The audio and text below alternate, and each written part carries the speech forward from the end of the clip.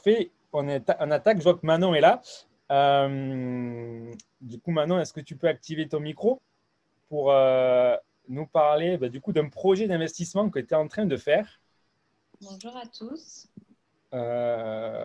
Donc, Manon, toi, ça fait presque un an maintenant que du coup, tu avais rejoint la formation. Et là, tu es en phase de… Tu as trouvé une maison que tu vas nous présenter. Le prix, la rentabilité, la localité. Enfin, tu peux partager ce que tu veux, ce que tu te sens à l'aise. Le projet, pourquoi, comment, les difficultés, et puis après peut-être répondre aux questions, les démarches administratives. Le but, voilà, c'est de comprendre un petit peu ce que tu es en train de faire et comment tu es arrivé à faire ça, par quoi tu es passé, les moments difficiles, parce que ça a été compliqué pour trouver, le financement, les travaux. Est-ce que Donc, tu veux nous oui. partager je sais que tu as des tu peux nous partager des documents? Je t'avais envoyé du coup les Ouais. documents, Tu veux que je les partage moi? peu importe. Si tu les as là sous la main, ouais. Alors, attends. Donc, du coup, tu as acheté où? En Bretagne, dans les Côtes-d'Armor, à Saint-Brieuc, s'il y a des Bretons, À combien de temps de chez toi? c'est à 1 heure. C'est à 1 heure. J'avais ciblé 3 villes. Le maximum, c'était 1 heure et demie. Et c'est sur Saint-Brieuc, du coup, que j'ai trouvé. J'ai plus concentré mes efforts sur cette ville-là. D'accord. Et du coup, la ville, tu l'as choisie comment? Par rapport à quoi? Pourquoi? Alors, la ville, j'ai choisi par rapport au prix du marché. Comme tu le lis dans la formation, donc j'avais ciblé 3 villes avec des prix au mètre carré à moins de 1 500 euros. Et Saint-Brieuc on est à 1 200 euros à peu près du mètre carré. Donc, agent de travaux. Euh, Cette ville-là aussi parce que il y a les étudiants, il y a quand même des touristes, on est proche de la mer et il y a tout un bassin d'emploi. Et c'est une ville qui n'a pas trop bonne réputation. Encore aujourd'hui, il y a un peu encore des clichés sur cette ville-là, mais il y a des programmes justement pour redynamiser la ville. Euh, Ils attendent des étudiants, enfin beaucoup d'étudiants d'ici 5 ans. Ils vont doubler normalement le nombre d'étudiants. Donc voilà, c'est une ville qui pour moi va se redynamiser. J'en ai D'accord. discuté aussi avec des investisseurs, des agents immobiliers et tout. Donc, par rapport à ce qu'on disait tout à l'heure, tu n'es pas dans une grande ville, c'est pas connu, mais tu as vérifié qu'il y avait de la tension locative, que la ville était en croissance, qu'elle allait prendre de la valeur, qu'elle était bien entretenue. Là, tu coches toutes ces cases-là. Et c'était quoi le projet derrière? Donc, tu peux faire de la courte durée ou pas à la base? Oui, désolée. Euh, oui, à la base, je me suis dit en longue durée, je voulais pas tout miser sur la courte durée pour pas trop prendre de risques. J'ai un peu un profil où je veux pas trop prendre de risques. Donc, je m'étais dit, la courte durée, ça va vraiment être la cerise sur le gâteau. Et cette ville-là le permet. Après, j'ai discuté avec des investisseurs. Lui il me disait que sur son immeuble, il mettait un appartement à l'année en courte durée. Donc, c'est réalisable. Mais pour moi, ça sera vraiment la cerise sur le gâteau. J'essaierai d'en mettre un ou deux en courte durée, quoi. Oui. Voilà. Ça c'est à mon sens ce qu'il y a de plus sécurisable parce qu'au moins, tu es déjà, on va le voir, rentable et très rentable en location longue durée. Et derrière, comme tu dis, la courte durée, c'est la cerise sur le gâteau. Mais ce C'est qui fait ça. que si jamais il y a un confinement, Steven, il a dit qu'on pouvait faire de la courte durée pendant le confinement, donc je ne vais pas dire ça. Mais si jamais tu changes d'avis et que tu ne veux plus faire de LCD, tu seras toujours rentable en courte durée. C'est ça C'est ça. la beauté de la chose.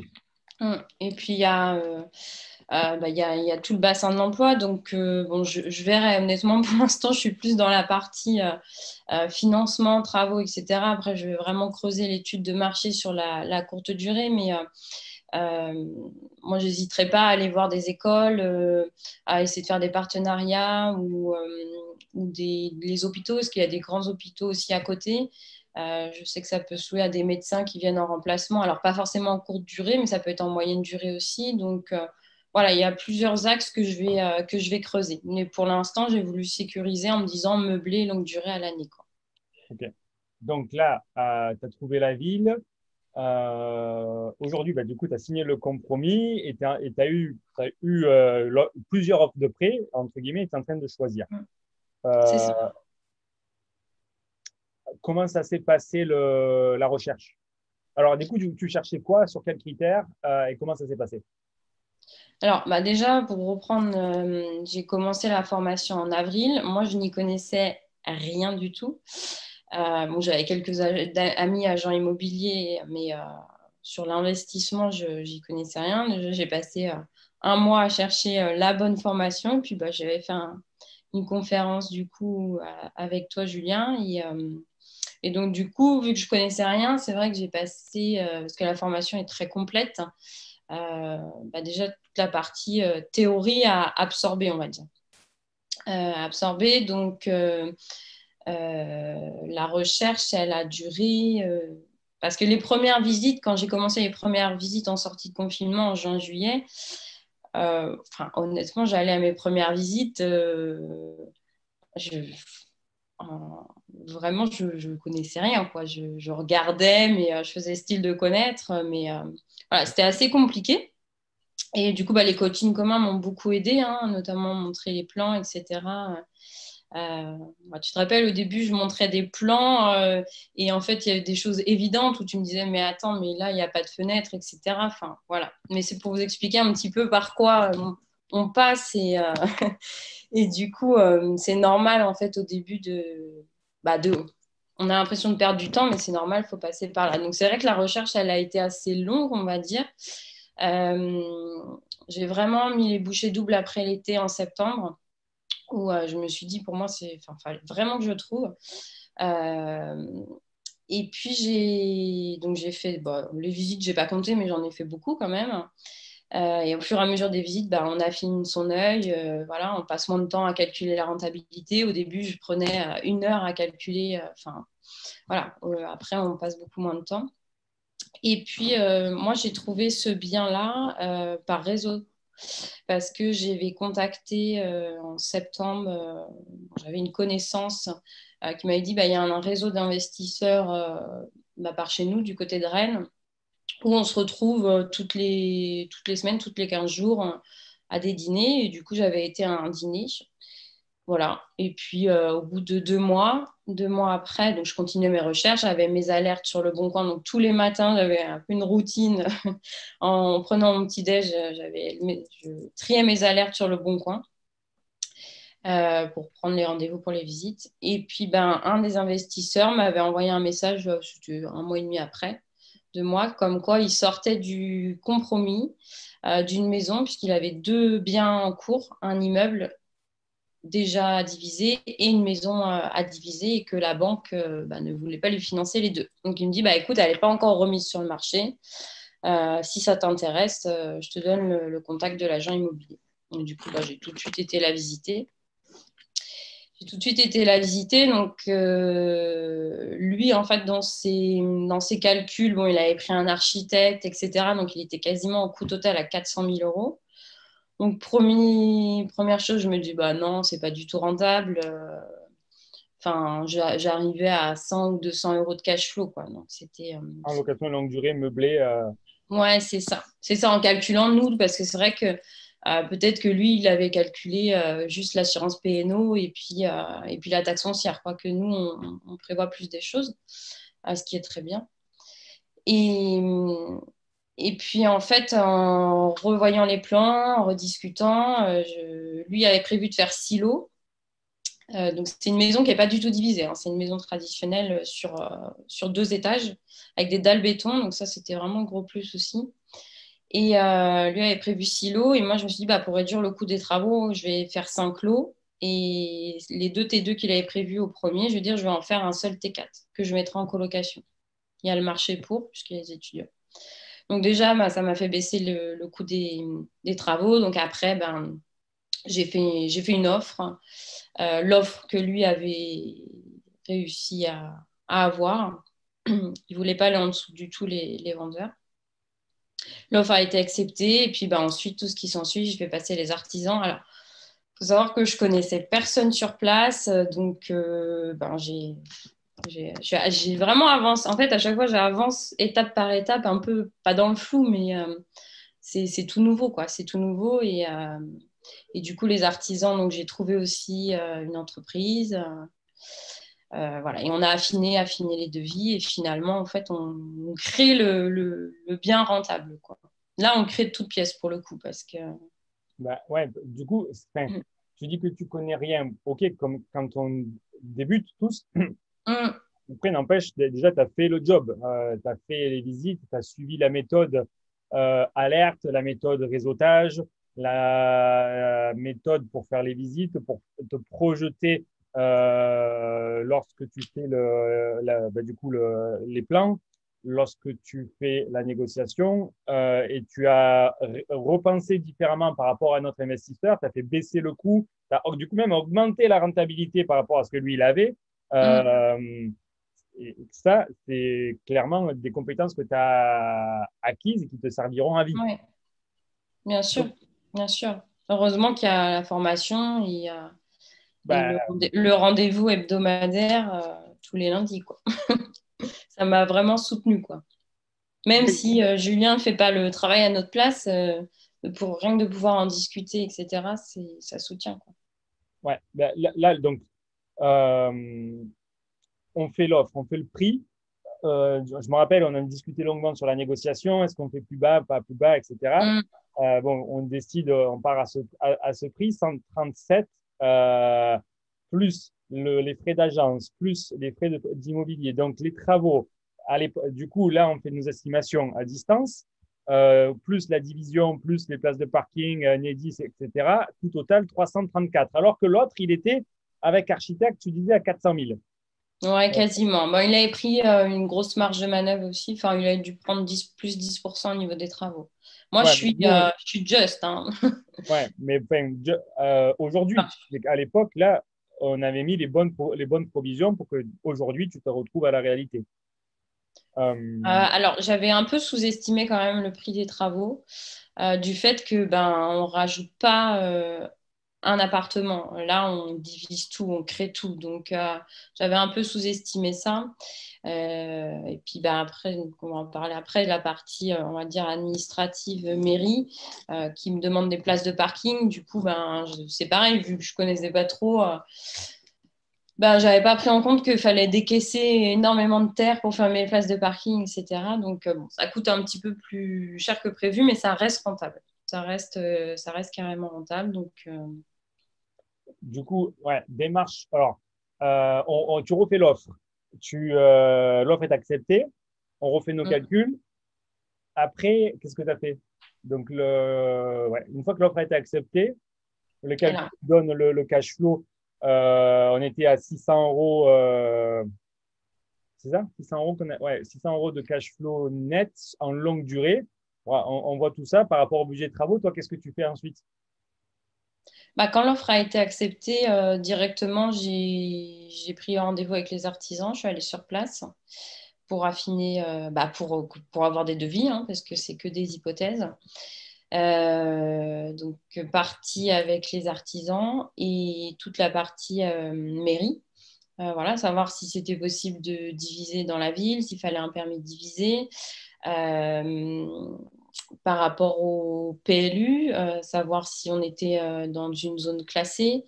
Euh, je vais aménager les combles, donc il y avait toute une question aussi relative aux combles, à la nécessité, enfin, pour faire des Velux, donc quelle était la demande qu'il fallait faire. Qu'est-ce qu'il y a eu d'autre? Il y a eu plein de choses, mais il n'y avait pas.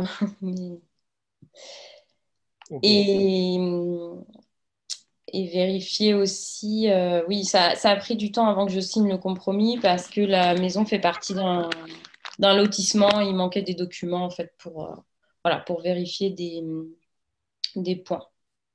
Ok. Donc tout ça, au final, se vérifie. On arrive au compromis. Tu signes le compromis. Entre-temps, tu as eu t'as fait passer combien d'entreprises d'artisans? Moi, j'ai fait passer 3 entreprises. Tout corps d'État, les trois? Alors, la première fois que je suis allée, j'ai fait passer un maître d'œuvre. Non, j'ai fait passer l'entreprise tout corps d'État avec laquelle je travaille. Donc, pour vous donner une idée, ils sont arrivés à 10 heures, ils sont repartis à midi. Donc, ils sont restés 2 heures, ils ont pris toutes les mesures. Ils m'ont direct dit qu'eux pouvaient gérer aussi la partie mobilier. C'est lui qui m'a sorti lui-même que fallait qu'on crée le coup de cœur. Donc voilà, je sentais qu'il était vraiment dedans. Puis j'avais déjà vu des appartements qu'il avait rénovés, donc je voyais le rendu. Et puis ensuite est arrivé le maître d'œuvre qui est arrivé clairement les mains dans les poches. Il est resté 30 minutes. Donc moi, c'était clair et net que voilà, c'était mort. Là, du coup, Et tu avais puis, déjà fait t'avais déjà ton idée, en fait. Tu avais déjà fait les plans à la ouais. main, du coup, comme je te le recommande. Mais le maître d'œuvre, tu lui as dit, voilà, je veux ça, est-ce que c'est possible? Mm, À combien? Sur quel coût? Dans quel délai? Sous quelles contraintes? c'est ça. C'est ça. Et puis j'avais fait passer une troisième entreprise 2 semaines après parce que la première entreprise qui je vais travailler m'a fait un retour et on explosait un peu le budget. Donc j'avais fait passer une troisième entreprise tout corps d'État. Et finalement, entre les deux, la première, on a réussi voilà, à se rapprocher du budget. On a fait des modifications. On a affiné en fait tout simplement. Et la troisième entreprise qui est passée m'a jamais fait de retour et j'ai jamais relancé parce que j'ai envie de travailler avec la première et j'ai confiance, je suis mon intuition sur ça et voilà. Parce que ça demande beaucoup de boulot hein,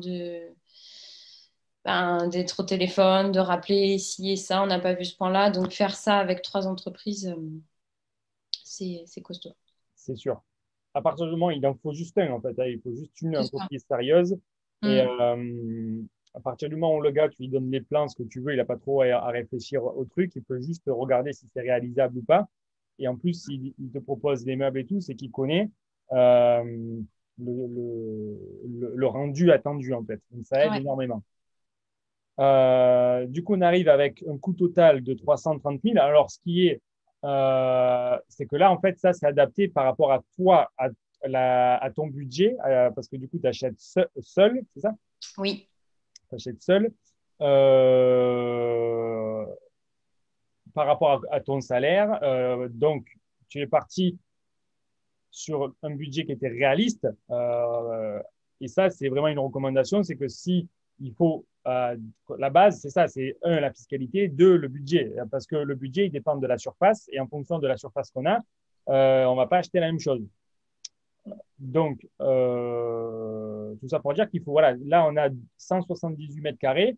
Alors, le but, c'est de partir sur des projets qui soient adaptables et finançables selon votre situation. Ça aurait pu être 100 mètres carrés. Dans 100 mètres carrés, on peut mettre deux, trois lots. Ça peut être 150 mètres carrés, ça peut être 300 mètres carrés. Si vous êtes plusieurs en SCI, le but, c'est d'adapter pour avoir le financement. Ça, c'est la clé parce que sinon, on fait tout ça et au final, si le financement ne passe pas, c'est que le budget, à la base, il a mal été dimensionné. Est-ce que toi, pourquoi tu es parti sur cette stratégie-là plutôt qu'une autre? Sur la stratégie d'immeuble, Ouais, de te créer ton immeuble et de faire ta petite coloc, de faire la cerise sur le gâteau avec la LCD. déjà de créer l'immeuble, c'est parce que ça faisait quand même quelques mois que je cherchais et que je trouvais pas j'avais pas trouvé le bien rentable en immeuble déjà divisé. Après, ça existe, hein, mais voilà, j'avais pas trouvé. Alors peut-être que j'ai pas, comme je vous ai dit, hein, au début, j'avais pas l'œil, je mettais du temps, donc j'avais pas le même œil qu'aujourd'hui. Donc peut-être que j'ai loupé aussi des choses. Donc, voilà, je me suis positionnée sur ce bien. Après, pourquoi diversifier? Ben, comme je l'ai dit aussi au début, c'est-à-dire que le rez-de-chaussée, je vais le mettre en longue durée. Le premier, une coloc, parce que ben, sur un T4, je vais louer 3 chambres à 300 euros, donc ça va coûter 900 euros. Et si je le loue en appartement seul, je vais le louer au maximum 600 euros sur cette ville-là, en tout cas. Et dans les combles, bah, comme j'ai dit tout à l'heure, ça sera le Airbnb, la cerise sur le gâteau, quoi, pour aller exploser, on va dire, les bénéfices, quoi. Donc, ouais, donc là, 2005 de loyer, tu as 900 de la coloc. Donc, les combles, c'est un T2, on va dire en longue Les, durée. les combles, c'est deux studios et vu qu'il y a une superbe hauteur sous plafond, on va faire un espace nuit en mezzanine. Oui, ok. Donc, combien tu les louerais, les T2? Enfin, les studios? Alors, Les le studio mezzanines. des combles, 400, le studio. 400, donc ça fait 800 plus 800 900 plus 900. et le rez-de-chaussée. Et le rez-de-chaussée, bon, là, j'ai mis 450, mais le T2, vu que je vais mettre du jardin avec, 480. Et le studio du bas, vu qu'il n'y aura pas d'espace nuit, un petit peu moins, 380. Donc, on arrive facilement à 2006 en longue durée pour une mensualité. Du coup, là, tu as des offres de prêt qu'on peut. Là, j'ai une offre de prêt sur 25 ans. Enfin, j'ai pas l'offre, mais j'ai la simulation avec un accord de la garantie de cautionnement. On a 1340 en mensualité. Ok, donc là, on avait prévu 1400. Du coup, enfin, c'est accordé parce que tu as déjà plusieurs simulations. Il manque juste l'édition, mais tu as déjà l'accord de la caution, etc. Donc 2006 moins les 1400, ça te laisse les 500 plus les charges, pardon. Ça te fait 900 euros, 1000 euros de cash flow avant de déduire les charges. Une fois que tu as déduit les charges, ça te fait 600 euros de cash flow en location longue durée. Ah, ouais, un peu plus du coup, parce que là, on avait mis 1400 en mensualité, mais je descends à 1340, quoi. Bon, 700, quoi, en gros. 700 en longue durée pour 300 000, 334 000 euros investis. Hmm. Sachant que la courte durée, à la Bah place là, de, oui, si j'en fais tourner deux en courte durée, tu doubles, hmm, au minimum, tu doubles le cash flow, quoi. hmm. Au minimum.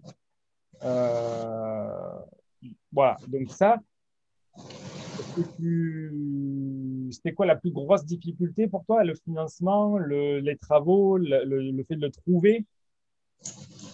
La plus grosse difficulté, je pense que ça a été de trouver. Parce que, à partir du moment où j'ai trouvé, j'avais quand même un poids qui s'est libéré. Et même s'il y avait d'autres peurs, voilà, le fait de ne pas connaître, de choisir quelle entreprise, voilà, de connaître personne sur place, etc. Bon, voilà, mais au moins on a trouvé et on travaille à partir de quelque chose de concret, quoi. Après, c'est moi qui me mettais peut-être la pression de ne pas trouver, voilà, mais je pense que la plus grosse difficulté, ça a été de trouver. Ok. Euh, alors après, c'est sûr que c'est pas facile. C'est plus facile d'acheter un appartement qu'on met dans une Ah bah colocation, oui, quoi, clairement. clairement. Euh, néanmoins, ça se fait partout en France. Parce que pourquoi partout en France? Parce que tu as un prix moyen de 1200 euros du mètre carré avant travaux. Une fois qu'on fait les travaux, on est au-dessous des 2000 euros. Et donc, quand on est à 2000 euros, par rapport au loyer applicable en province, eh ben, mathématiquement, on est rentable quand ça coûte moins de 2000 euros qu'on est neuf. Du coup, des apparts trophées à neuf. On arrive à les louer à des loyers provinciaux 350, 450, 550 en fonction de la surface, de manière très rentable en location longue durée parce qu'il y a de la surface. Je vois une question de Yann. Pas de frais d'agence ou de conciergerie pour Manon? Ouais, je voulais pas interrompre, mais maintenant, dans ton tableau, tu ne prévois pas de frais d'agence ou de conciergerie Non, non, non, j'ai prévu juste 500 € pour... parce que là, en fait, c'est des hypothèses avec la longue durée. Donc, je ferai les baux moi-même pour commencer. D'accord. Après, s'il y a de la courte durée, là, oui, je vais refaire un autre tableau plus approfondi de rentabilité courte durée, quoi. Mais honnêtement, j'ai pas creusé encore le sujet de la courte durée sur le projet, quoi. Chaque chose en son temps. De toute Bah, c'est façon, ça. après, déléguer la courte durée, euh, il y a plusieurs méthodes, mais dans tous les cas, c'est du plus, en fait, ce qui vient. Mm. C'est-à-dire qu'on peut payer 20% une conciergerie ou on peut automatiser comme on l'a vu précédemment. En tous les cas, ça sera plus rentable, en fait. C'est juste qu'il y aura moins de cash flow additionnel si on délègue à une conciergerie la totalité de la gestion. Ouais. Voilà, donc après, là, c'est juste le fait est que tu vas te retrouver avec quelques lots et après, tu fais comme je te demande dans la formation, tu fais les baux à distance, toi, en fait, de manière automatisée. Euh, Ça prend 15 minutes par bail, quoi.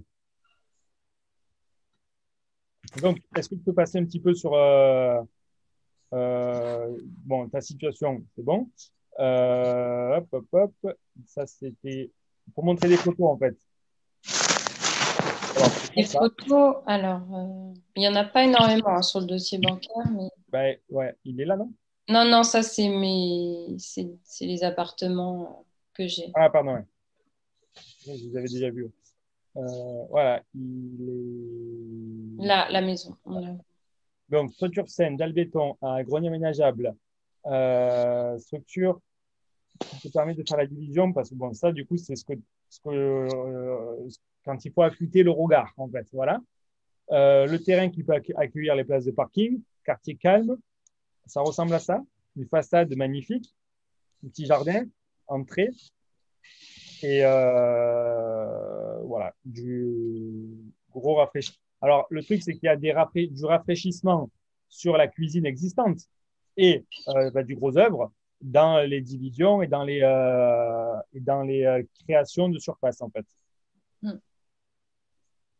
Donc, ce que là, comme nous disait, nous, on était dans les prix du marché. 5 appart, livraison, redistribution, les devis, les loyers, ça c'est ce qu'on a parlé. La renta, tac, tac, tac.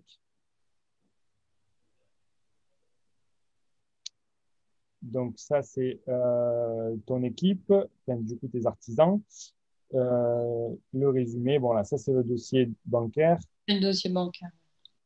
Du coup, ça c'est toi. Dossier de financement, tac, tac, tac. Et ça, bon, c'est les données de la ville pour rassurer le banquier sur ce qu'on fait.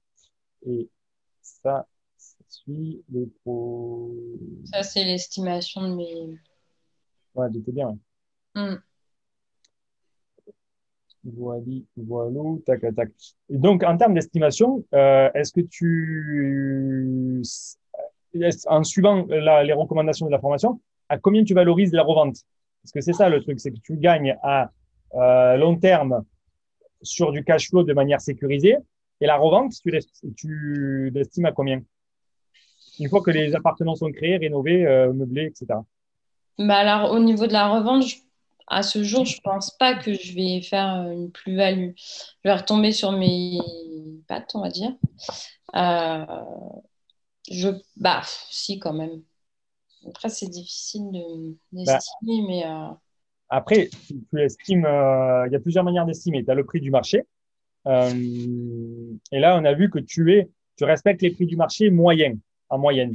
Donc, tu peux. bah, c'est quand même, une fois rénové, c'est les prix moyens hauts, quand même. OK. Première méthode, donc d'aller chercher le haut du plafond. Et il était à combien le haut du plafond? À 2000, après, tu as certaines rues qui montent plus. En fait, ce qui est compliqué, entre guillemets, mais je pense que ça peut vraiment être une valeur ajoutée, c'est que dans ce quartier-là, il y a quasiment que des maisons. Donc, on ne peut pas comparer vraiment dans ce quartier-là d'appart ou d'immeuble. Ok. Bon, dans tous les cas, quand tu arrives avec des biens rénovés, propres, tu as deux options. Ou tu les revends à l'unité et en faisant attention parce qu'il y a des conséquences, voilà, tu ne peux pas faire tout et n'importe quoi non plus, ou tu les revends en totalité. C'est dans les prix du marché. À 2 000 euros, tu fais une petite plus-value. Et au numéro 2, tu peux le revendre à la rentabilité. C'est-à-dire que ça dégage, donc on a dit 2 600 euros par mois. L'investisseur traditionnel, il veut 10% de rentabilité. Donc, tu te retrouves dans ton prix du marché amplement. Je pense que là, à ce jour, si admettons je devais le vendre, vu comment le marché est hyper tendu, il n'y a pas grand-chose, je pense que là, je le vendrais plus facilement à un investisseur plutôt qu'à la découpe. Bien sûr. À la découpe, je retomberais sur mes pattes ou je ferais une petite plus-value. Mais un investisseur qui cherche pas forcément, parce qu'il y en a plein qui cherchent, qui ne connaissent pas forcément et même si ça s'autofinance, ils prennent. Oui, tu le revends facilement si ça s'autofinance. Toi, là, à 10%, tu es dans ton coût de revient. Mais si tu le revends en donnant un coût de revient au futur acquéreur qui sera de 9, 8, 7%, du coup, tu gagnes beaucoup plus. Si tu peux essayer de donner 7% de rentabilité à un investisseur et du coup, toi, tu fais beaucoup de marge. Donc là, tu y gagnes beaucoup plus. Et ça, tu peux le faire quand, encore une fois, tu as de la surface et des lots, etc. Sur un appartement, c'est pas pareil. Ça ne marche pas. Du coup, je vois une question de Raquel. Est-ce que tu as fait des fausses annonces? Si oui, quel a été le retour? Oui, j'ai fait une fausse annonce. Le retour, c'était les 3 villes que j'avais sélectionnées. Les retours, j'avais une dizaine, une quinzaine de demandes en 2 jours, à peu près.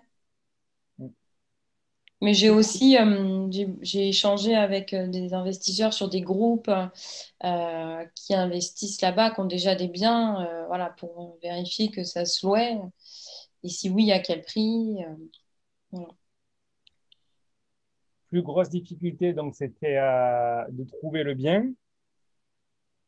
Là, tu en es maintenant à la signature de l'offre de prêt. Et du coup, ça va passer on va dire, là, en avril, tu vas signer l'offre de prêt, elle va être éditée, tu vas signer l'acte d'achat définitif. Mais ils attaquent les travaux. Non. Je pense que ça va plutôt être juillet, mais Pourquoi?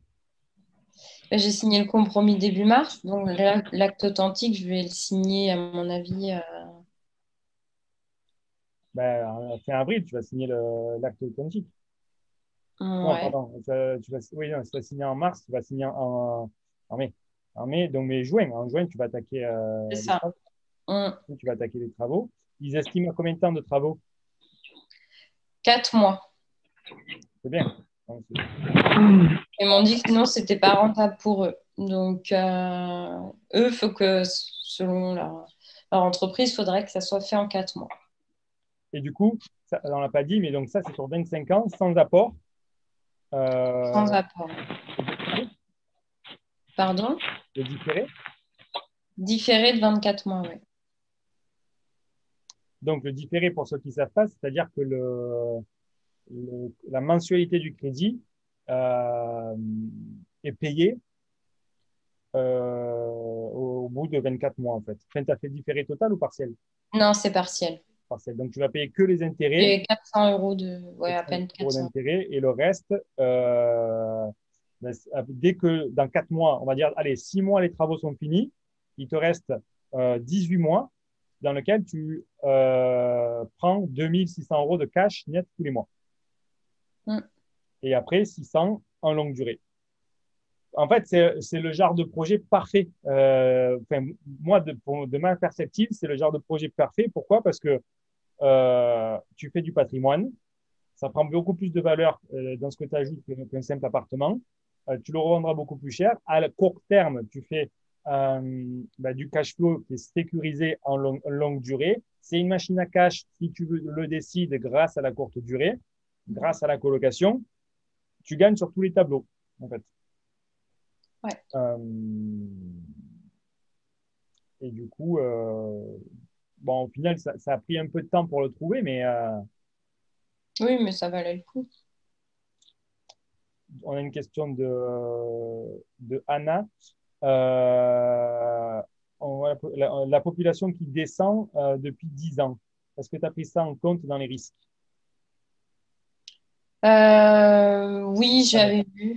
j'avais, j'avais vu. Alors depuis 10 ans, mais il y a eu une autre augmentation. Enfin, c'est c'est une ville, c'est une des principales villes de Bretagne et même si la population est descendue un petit peu, enfin, je me fais pas de soucis par rapport à ça. Moi non plus. Même si la population descend, à partir du moment où les biens sont qualitatifs Mm. et que tu testes l'annonce, tu as 10 appels en 2 jours, c'est Ouais, ouais. Et puis enfin, il y a les hôpitaux, il y a quand même des grosses entreprises, des grosses usines autour. Il y a des étudiants, il y a 5000 étudiants et il y en aura quasiment 10 000 d'ici 5 ans. Voilà, à part grande malchance, pour moi, ça se louera. Enfin, c'est pas comme si la population baissait euh, sur un village de 1000 habitants, quoi. Là, on est sur une ville moyenne. Donc, bon, à part, je suis pas inquiète. j'ai vu une autre question de Anne. À moins que ce soit Anna.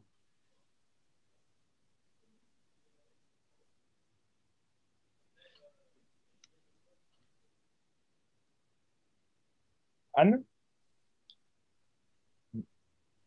OK. Stéphane, tu avais une question aussi? Non? OK. Euh, Corinne qui nous dit la banque finance alors que l'enveloppe des travaux dépasse largement le prix du bien. C'est assez rare, Manon, à une banque facilitante. C'est dû à son profil, ses revenus qui ne sont pas dans une situation représentative pour tous. Obtenir 25 ans différés sans apport, bravo. En fait, c'est clair que c'est normalement il faut respecter le 50-50 entre travaux et valeur de l'achat de l'immeuble.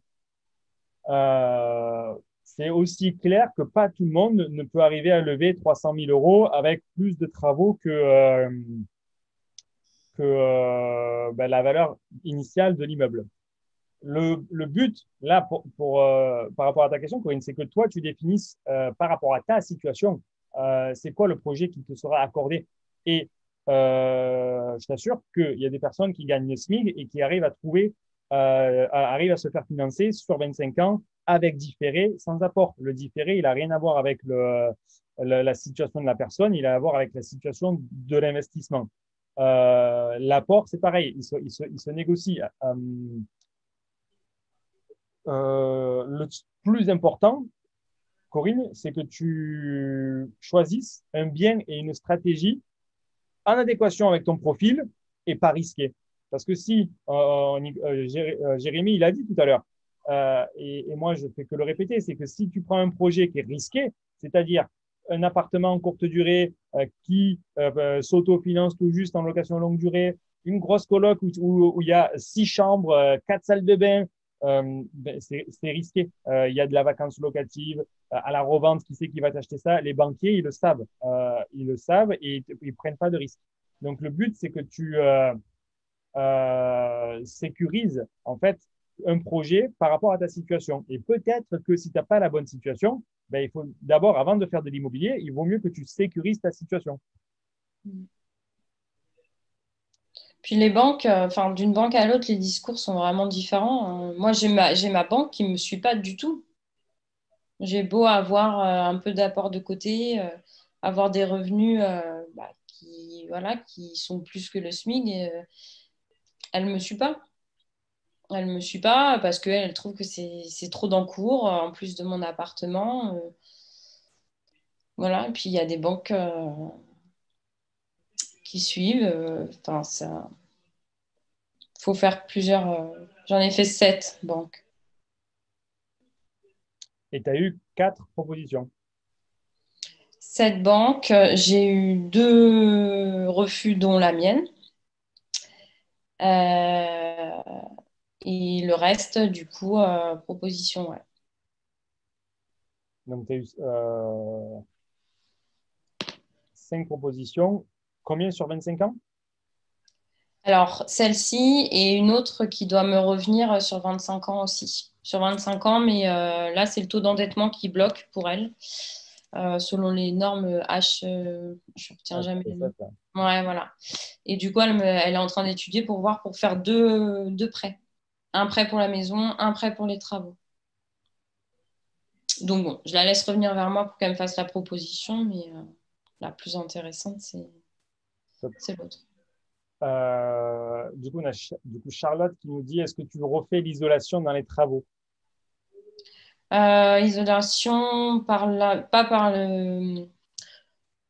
toute l'isolation, non.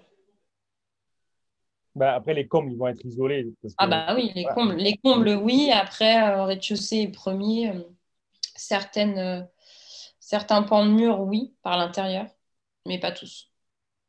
L'isolation par l'extérieur, on n'en fait pas. Enfin, du moins, nous, on n'en fait pas. C'est pas rentable ce qu'on veut faire. Euh, Après, il y a des appartements ou des lots où ce qu'on fait, c'est effectivement, si le mur il est pas propre ou il est pas isolé, ben, on met des rails au sol, on met la laine de verre, on replaque. Et ça, à partir du moment où le mur est sain, il n'y a pas d'humidité, c'est très bien. On réisole à l'intérieur, on redouble en fait chaque pan de mur. Et même s'il faut le plafond, il est sous comble. Et après, ça se passe. L'isolation, c'est majoritairement nécessaire. Alors après, il peut y avoir des murs porteurs, etc., qui sont déjà, surtout dans l'ancien, si le mur, ils sont comme c'était fait avant, etc., c'est pas forcément obligatoire. Mais c'est sûr que ça ajoute, ça contribue au final au bien-être et à la sérénité de l'opération, clairement. Si ça répond à ta question, Charlotte. Du coup, bon, tu as pas mal de bravos maintenant. Merci. C'est moi qui aime bien avec moins de surface, on n'aimera pas autant de cash flow. Ben non, en fait, Corinne, tu peux très bien. Regarde, Steven, l'exemple qu'il a donné tout à l'heure, il a acheté un appartement qu'il a divisé. Le truc, c'est que tu adaptes. Tu peux très bien avoir un appartement de, je sais pas, 70 mètres carrés et tu fais 2 lots de 30 mètres carrés. Tu vois, tu as 10 mètres carrés de parties communes. Le but du jeu, c'est pas que tu partes sur des projets à 300 000 pour avoir 200 ou 150 mètres carrés de surface. Si tu n'es pas finançable à ce niveau-là, et puis même des immeubles, tu peux en trouver des immeubles à 100 000 et tu fais 50 000 euros de travaux. Il suffit que tu partes sur le bon projet, sur la bonne stratégie, dans la bonne ville, pas forcément à côté chez toi.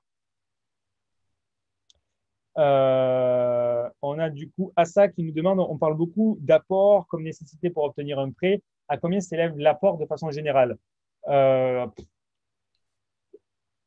Jérémy, tout à l'heure, il disait que la majeure partie de ses clients qui étaient accompagnés demandaient de l'apport ou pas la totalité. Bon, moi, j'ai jamais mis d'apport. Là, la preuve en est que ça passe encore sans apport. Je pense que c'est beaucoup plus difficile d'avoir effectivement des prêts, mais qu'il faut amener des bons projets, des projets adaptés aux banques et des projets sans risque. À partir du moment où il n'y a pas de risque, bah, le sans-apport continue. En fait, ils demandent de l'apport pour diminuer le risque, parce que si le risque d'encours est trop, pas d'encours, mais le risque du coût total du projet est trop élevé, s'il y a une revente, ils ne peuvent pas revendre rapidement au prix du marché. Donc, ils ne peuvent pas rembourser le crédit et donc ils y perdent. Donc, ils demandent un encours. Cet encours, si le projet n'est pas adapté et n'est pas assez rentable ou trop risqué, en moyenne, il est des frais de notaire. Mais ça, enfin, pour moi, parce que tu vois, pour mitiger ce que disait Jérémy tout à l'heure, c'est sûr que c'est plus difficile d'avoir du financement en 2021 que c'était le cas en 2015, en 2016, en 2017, en 2018, en 2019. c'est plus difficile parce qu'il y a plus de concurrence, il y a plus de contrôle, il y a plus de restrictions. Mais à partir du moment où tu fais des bons projets et que tu respectes les bases et les règles et que tu as un bon dossier et que ton projet est adapté à ton dossier, ben, tu coches les cases et il n'y a pas de raison qu'on te demande de l'apport.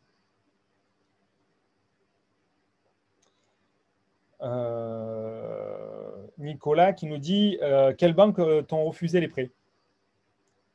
Ma banque, c'est Crédit Agricole. Après, c'est Crédit Agricole, mais moi, ici, à Saint-Malo. Après, si je vais faire un autre Crédit Agricole, peut-être qu'ils vont accepter. C'est parce que moi, c'est passé par Rennes, etc. Et puis, très honnêtement, je ne pense pas qu'ils se soient beaucoup foulés. Donc voilà. Et sinon, Crédit Mutuel. Mais pour l'anecdote, Crédit Mutuel, donc j'ai fait une banque qui m'a gardé 30 minutes en rendez-vous. Sachant que pour présenter un projet comme ça, surtout quand on ne connaît pas le banquier, bon, ça dure à peu près 1 heure et demie. Donc, elle m'a gardé 30 minutes, ça montrait déjà un petit peu le ton. Et du coup, c'est moi qui ai relancé au bout de quelques semaines, parce qu'elle ne m'avait pas fait de retour, évidemment. Et elle m'a dit non, non, on ne vous suit pas. Donc voilà, pas plus d'explications. Enfin voilà. Et j'ai fait un autre crédit mutuel à 5 minutes de route. Et c'est elle qui est en train d'étudier sur 25 ans, sans apport. Ouais, c'est bien parce que c'est les mêmes succursales, les mêmes chaînes vont En avoir. fait, il y a plus de. Enfin, il faut vraiment. C'est pas la banque, c'est le banquier. Ouais, c'est clair. C'est le temps qu'il a par rapport à ses objectifs, à son envie, son À humeur, son pouvoir de décision aussi. son pouvoir de. Oui, clairement. Donc, ça change d'une région à l'autre, d'une banque à l'autre, d'un patron à l'autre. Donc, pour ça, il faut pas s'arrêter tant qu'on n'a pas tout fait. Et tant qu'on a le temps. Parce que le but, c'est qu'après, ok, tu retardes la vente, mais tant que le vendeur te laisse la retarder, ben, il faut continuer. Mm. Non, je pense Euh, qu'il ne faut pas se prendre trop la tête avant. non, Enfin, il faut définir son budget, évidemment. Je ne serais pas partie sur un projet à 600 000 euros. Définir plus ou moins son budget. Mais après, la banque, vous verrez quand ça sera le moment de trouver le financement. Et s'il faut faire 10 ou 20 banques, bah, vous faites 10 ou 20 banques et vous le trouverez le financement. carrément. Le financement, pour moi, c'est jamais un problème. À partir du moment où, C'est en adéquation, quoi. en adéquation avec le profil de la personne et un projet sans risque, rentable, bien fait, en fait. Mm. On a Raquel qui te demande est-ce que les banques, c'est toi qui les as faites ou c'est un courtier est-ce que c'est un courtier qui aurait pu t'aider? Qu'est-ce que tu penses du courtier? Non, c'est moi parce qu'un courtier, enfin, enfin, c'est mon projet, c'est moi qui sais en parler, c'est pas un courtier. Enfin, j'ai pas, bon, après, moi, je fais difficilement confiance, mais là, par exemple, le Crédit Agricole, ben, c'est la dame que j'ai vue, c'est une autre dame c'est même pas cette dame-là qui a envoyé le dossier à Rennes au bureau d'études de financement ou je ne sais quoi, de crédit. Bah, c'est pas pareil. Enfin, il n'y a rien qui vaut vous aller voir directement la personne qui a le pouvoir de décision, quoi. Ou au pire, son responsable, mais qui est dans la même agence, quoi. Il n'y a personne d'autre Un mieux que courtier. vous qui fera le job mieux que vous. Le courtier, c'est une société de facilitation. Il ne va pas se battre pour du 25 ans. Il ne va pas se battre pour du sans-apport. Il va vous dire, bon, vous êtes finançable, voilà les conditions. Au mieux, vous avez 2 offres qu'il a envoyées à 4 agences, ça s'arrête là. Il ne va pas perdre le temps. Le courtier, il est payé la commission. Donc, il ne va pas perdre des heures à se battre pour vous. Il va aller défendre des dossiers faciles qu'il envoie à des banques pour des personnes qui achètent des résidences principales. Clé en main, ça passe comme des lettres à la poste. Ils y passent plus de temps. Et c'est la même chose pour le chasseur, c'est la même chose pour la société de clé en main qui vous le fait. Il n'y a personne d'autre mieux que vous qui pourra avoir le meilleur projet pour vous, en fait. Et c'est pour tout dans la vie. Après, ce n'est pas forcément pour tout le monde. Ça peut être totalement acceptable et positif de le déléguer si vous n'avez pas de temps, pas envie de le faire ou si vous ne cherchez pas le meilleur du cash flow. Et il faut à manger pour tout le monde. Le but, c'est d'identifier ce que vous voulez. Mais il est idéaliste de croire que le courtier va se battre pour avoir du 25 ans avec des conditions idéales pour vous. Il ne va pas se battre pour vous, le gars. Il va faire en sorte d'y passer le moins de temps et que vous ayez quelque chose pour que lui, il ait sa commission. Mm. Puis après, oui, et puis il va dire ce qu'il veut, et du coup, moi, ça floute, en fait. Par exemple, s'il va peut-être pas se décarcasser pour trouver du 25 ans, et puis il va vous mettre dans la tête que c'est impossible. Donc, au bout d'un moment, et ça, c'est pareil avec les chasseurs. Alors, moi, j'avais signé 2 mandats non exclusifs. Ah, enfin, franchement, ils m'ont pompé mon énergie, quoi. Alors, je ne veux pas tous les mettre dans le même panier, hein, pas du tout, mais voilà, quoi. J'ai refusé un projet, passé 3 quarts d'heure au téléphone parce qu'on ne se comprenait pas et ne comprenait pas pourquoi ça ne m'intéressait pas, quoi. Donc, bon, des fois, c'est aussi un gain d'énergie de faire par soi-même. Ben, voilà, et de comprendre comment ça marche et de pouvoir. Enfin, on en revient, est-ce qu'on veut optimiser son temps si on n'a pas le temps? En fait, le truc, pour moi, ce qui fait la différence, c'est pourquoi vous faites les choses et de le faire par soi-même.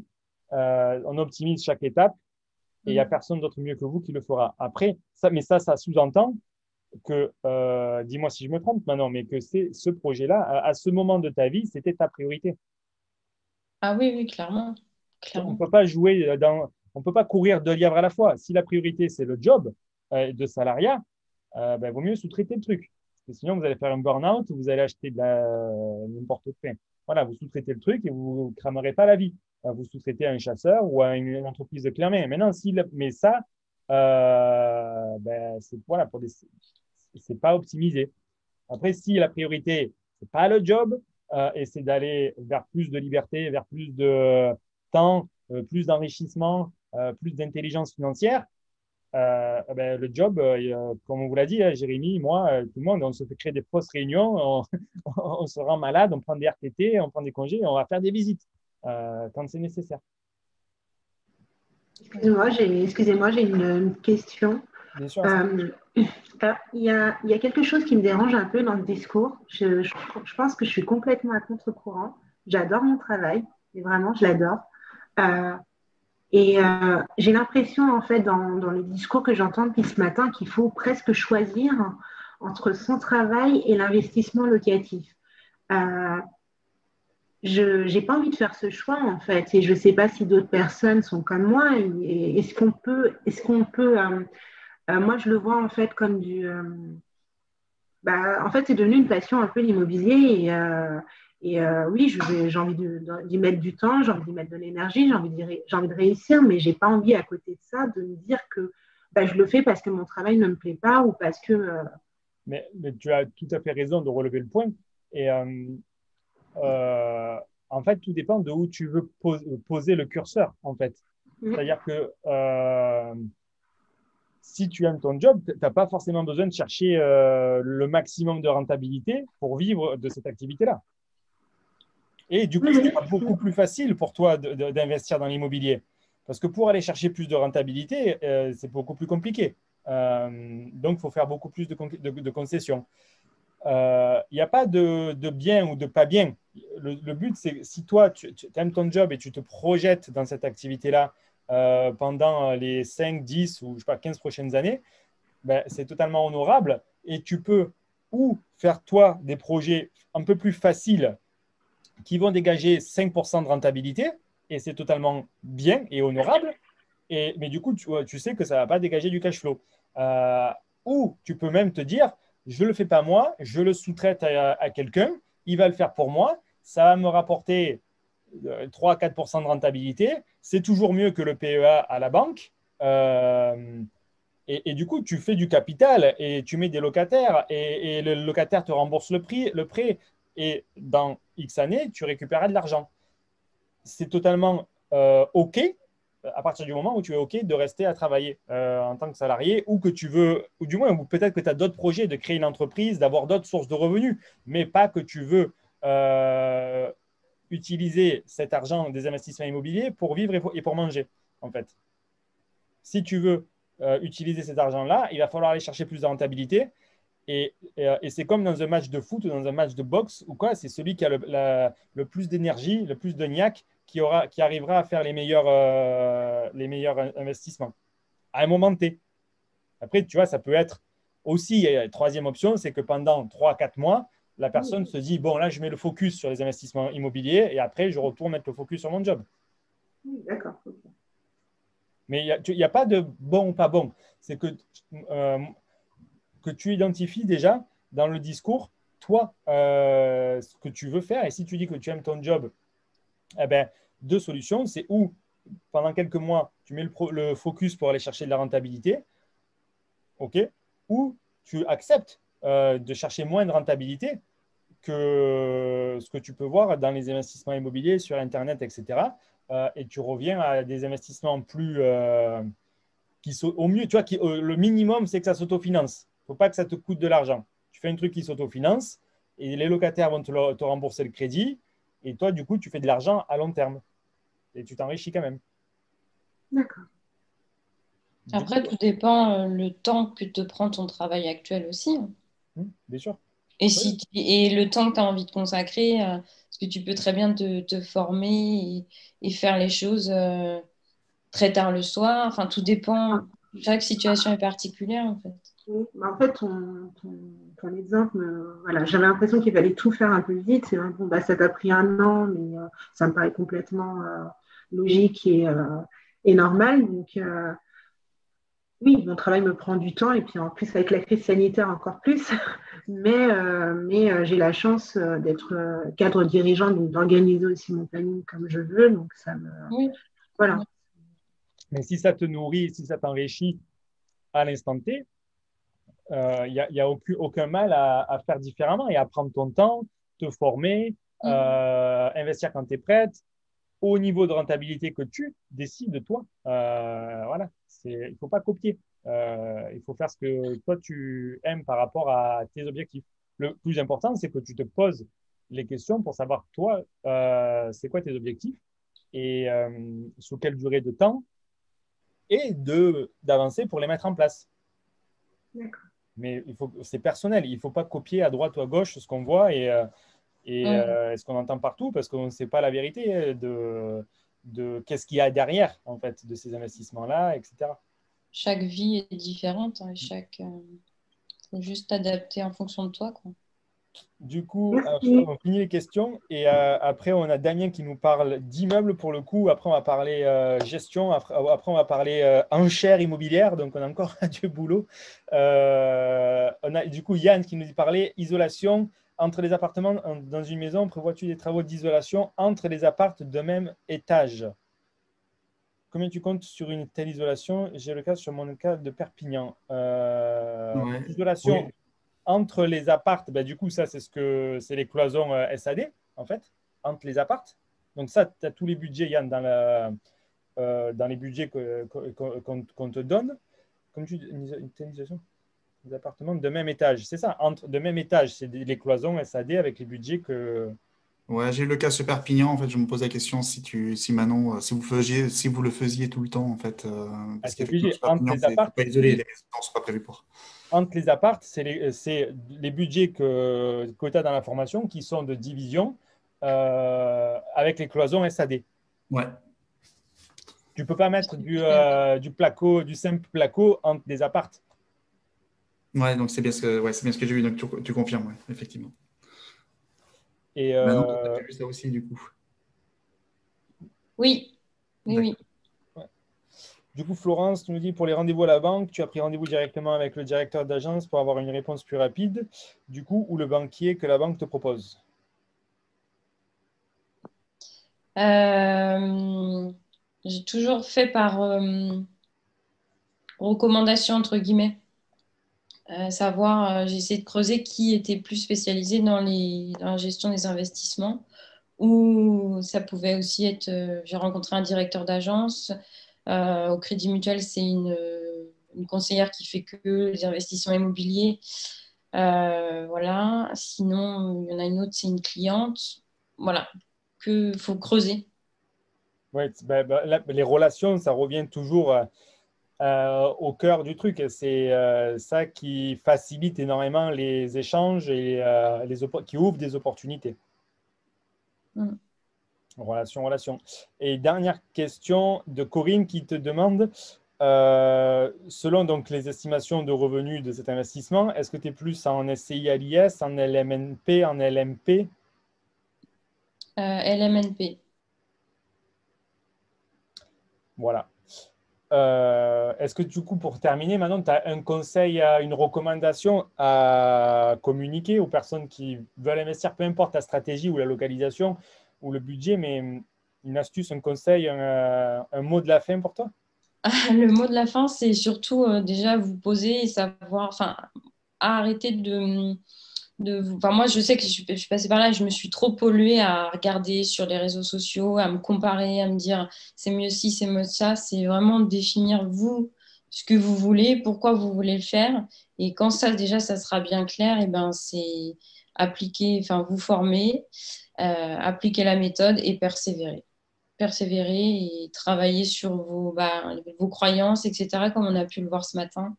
Et après, ça suit, quoi. Après, ça suit, c'est pas facile, c'est du temps. Moi aussi, il y a des moments où j'ai peur, où je me pose des questions, etc. Mais c'est persévérer. Moi, je rajouterais une qualité que tu as eue et que j'ai pu voir durant les mois qu'on a passé ensemble, c'est le focus. Tu es resté super focus. Mm. Tu sais ce que tu veux. Et voilà, la question, c'est quand est-ce que ça arrive, c'est tout. C'est ça. Et après, du coup, ça marche.